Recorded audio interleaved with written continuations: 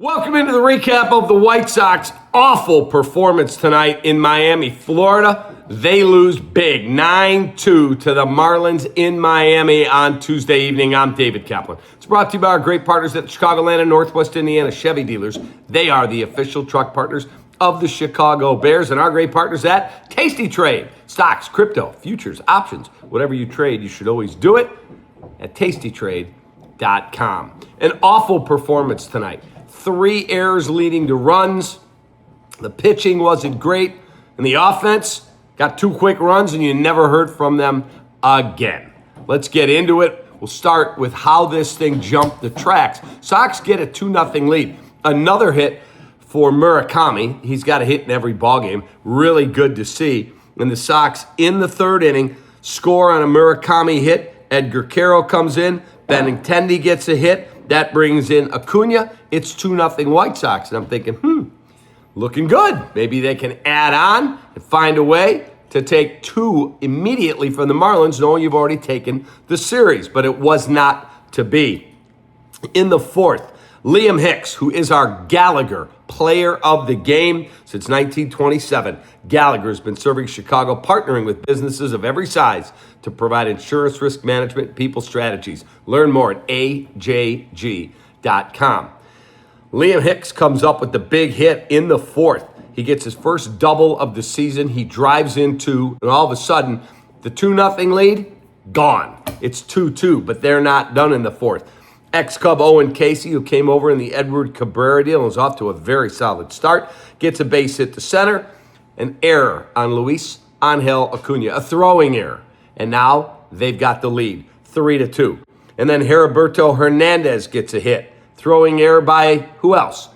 Luis Angel Acuna. Now it's a 4-2 game. And then the bottom of the 7th, the Sox are hanging around in this game. Hanging around. But in the 7th inning, Graham Pauley reaches on a sacrifice bunt.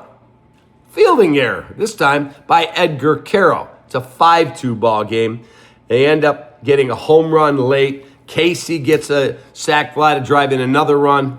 And the Sox offense just went to sleep. Not good. Let's look inside the box score. Brought to you by our great partners at sinusandsnoringmd.com.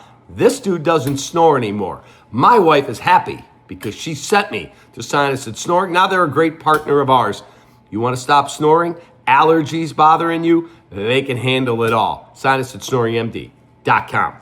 Okay, you look at this box score, and I told you the offense was not good, but it was not as though the Marlins were bludgeoning the ball.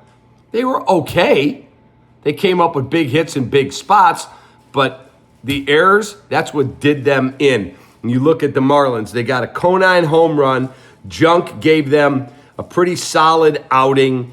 And in terms of really being aggressive at the plate, Conine had 2 hits. He was their only guy with double-digit hits. For the White Sox, they got 5 hits all night long. Again, the errors did them in. The RBIs came early, and they never were able to get anything going later. That is very unfortunate. They got to get the game tomorrow. You can't go 0-3 against Milwaukee and 1-2 against the Marlins and come limping home. That would not be a good situation for the Chicago White Sox.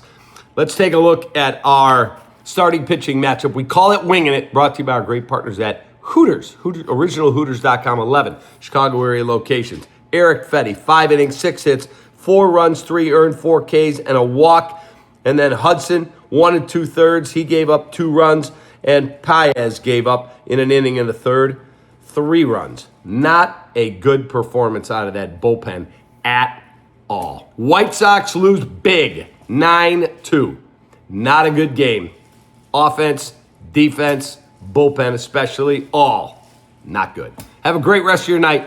Appreciate you greatly. We'll have one for you tomorrow. Go White Sox. Take that.